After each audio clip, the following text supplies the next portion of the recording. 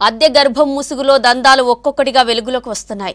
Agency ప్రాంతాల్లో శిశువులను కొనుక్కొచ్చి సరోగసి పద్ధతిలో పుట్టినట్లు పిల్లలేని దంపతులకు అప్పగించి సొమ్ము చేసుకుంటున్నట్లు పోలీసులు గుర్తించారు. డాక్టర్ నమ్రత సహా 8 మంది నిందితుల్ని విచారిస్తే 30 ఏళ్లుగా సాగిన బాగోతాలు బయటకొస్తాయని భావిస్తున్న పోలీసులు కోర్టులో కస్టడీ పిటిషన్ వేశారు. మరోవైపు నిందితులు కూడా న్యాయస్థానంలో బెయిల్ పిటిషన్ దాఖలు చేశారు.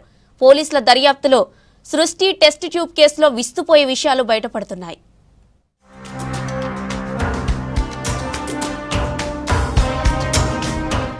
సృష్టి టెస్ట్ ట్యూబ్ కేసులో రోజుకో కొత్త కోణం బయటపడుతున్నాయి. సరోగసి ముసుగులో చైల్డ్ ట్రాఫికింగ్ కి పాల్పడిన వ్యవహారం బయటపడటంతో ఇంకెంతమంది పిల్లలను చైల్డ్ ట్రాఫికింగ్ చేశారనే కోణంలో డిహెచ్ఎం డిపార్ట్మెంట్ తో పాటు పోలీసులు దర్యాప్తు చేస్తున్నారు. సంతానం కోసం వచ్చే దంపతులను వంచిన సృష్టి టెస్ట్ ట్యూబ్ యాజమాన్యం పలు నేరాలకు పాల్పడినట్లు ఆరోపణలు ఎదుర్కొంటున్నారు. Secunderabad Indian sperm tech clinic కు ఎలాంటి అనుమతులు లేకున్నా బిచ్చగాళ్లకు బిర్యానీ, మద్యం, బీరు ఇచ్చి వీర్యం కలెక్ట్ చేసినట్లు ఆరోపణలు వస్తున్నాయి. వీర్యం ఇచ్చే డోనర్ చదువుకున్న వాళ్లకైతే 4000 ఇచ్చి పోర్న్ మీడియాలను చూపించి వీర్యం సేకరించినట్లు సమాచారం. అండం కోసం మహిళా అడ్డా కూలీలకు 25,000 రూపాయలు ఇచ్చి అండం సేకరించి వాళ్లకు 25,000 రూపాయలు ఇచ్చినట్లుగా ప్రాథమికంగా గుర్తించారు.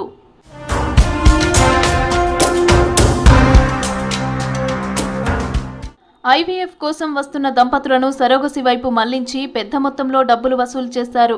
ఐవీఎఫ్ అయితే 2-3 లక్షలు మాత్రమే వస్తాయని భావించిన నమ్రత సరోగసి అయితే దంపతుల ఆర్థిక స్తోమతను బట్టి వసూలు చేసినట్లు తేలింది.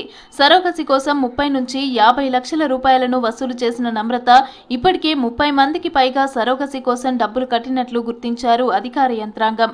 ఈ వ్యవహారంపై పోలీసులకు దొరికిన సరోగసి బాధితుల లిస్ట్ ఆధారంగా దర్యాప్తు చేస్తున్నారు. హైదరాబాద్ సెంటర్ను కాంటాక్ట్ చేస్తే వైజాగ్ కి పంపించి డబ్బులు వసూలు చేయటం, వైజాగ్ కి వచ్చే దంపతులను విజయవాడ, హైదరాబాద్ పంపించి వసూలు చేసి సరోగసి మదర్ తో కాంటాక్ట్ లేకుండా చూసిన నమ్రత వ్యవహారం ఒక్కొక్కటిగా బయటపడుతున్నాయి. ఇప్పటి వరకు ఎన్ని సరోగసీలు జరిగాయన్న దానిపై ఆరా తీస్తున్నారు పోలీసులు.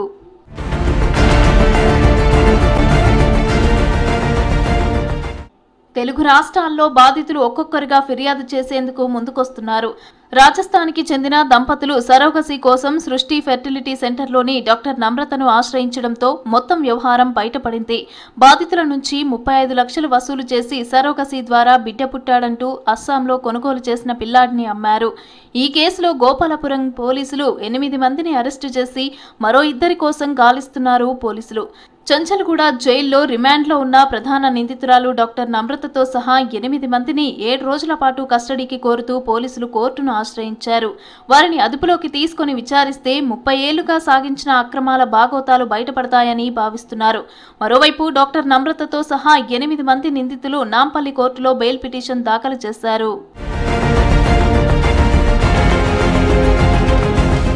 ఉమ్మడి ఖమ్మం జిల్లాకి చెందిన భార్యాభర్తలకు పెళ్లయి 18 ఏళ్లు దాటినా పిల్లలు పుట్టకపోవడంతో 2019లో యూనివర్సల్ సృష్టి ఫెర్టిలిటీ సెంటర్ నిర్వాహకురాలు డాక్టర్ నమ్రతను ఆశ్రయించారు. వారి దగ్గర నుంచి 13 లక్షల రూపాయలను తీసుకుని సరోగసితో బిడ్డను అందిస్తామంటూ నమ్రత భరోసానిచ్చారు.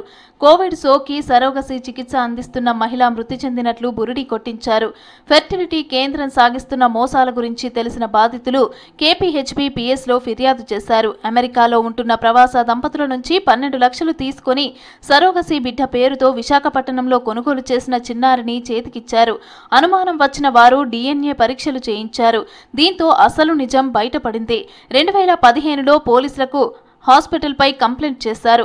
హైదరాబాద్లోని కేంద్రాలకు వచ్చిన భార్యాభర్తలకు వైద్య పరీక్షలు నిర్వహించి సరోగసి కోసం విశాఖపట్నం పంపుతున్నారు. అప్పటికే అక్కడికి వచ్చిన పేద, నిరుపేద మహిళలు, యువతులను సరోగసికి సిద్ధంగా ఉన్నట్లు చూపిస్తూ ఈ మోసాలకు పాల్పడ్డారు.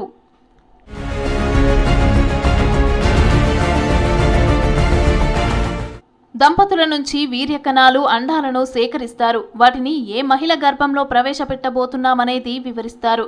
ఏ మాత్రం అనుమానం రాకుండా గర్భంలో ఊపిరి పోసుకుంటున్న బిడ్డకు సంబంధించిన సమాచారం ఎప్పటికప్పుడు కాబోయే తల్లిదండ్రులకు అందజేస్తూ ఉంటారు. డెలివరీ సమయం ముందుగానే చెప్పి విశాఖపట్నంలో బిడ్డను అప్పగిస్తారు. పిల్లల రూపురేఖలపై అనుమానం వచ్చిన బాధితులు DNA పరీక్ష చేసినప్పుడు అక్రమాలు బయటపడుతున్నాయి. తమ బిడ్డలు కాదని తెలిసినా విషయం బయటకు పొక్కితే శిశువులను కొనుగోలు చేసిన చేసినందుకు తమపై కేసు నమోదవుతుందనే ఉద్దేశంతో చాలా మంది మౌనంగా ఉంటున్నారు.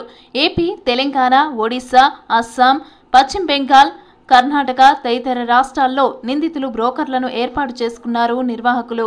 మారుమూల గ్రామాలు, ఏజెన్సీ ప్రాంతాల్లో పేద, నిరుపేద కుటుంబాల్లోని గర్భిణీలను టార్గెట్ చేసి వారికి డబ్బు ఆశ చూపుతున్నారు. వారికి బిడ్డ పుట్టబోయే సమయాన్ని తెలుసుకుంటున్నారు. అక్కడ పుట్టిన పిల్లల్ని 50,000 నుంచి 1,00,000 రూపాయలకు కొని ఇక్కడి దంపతులకు సరోగసి ద్వారా పుట్టిన బిడ్డగా చేతికిస్తున్నారు.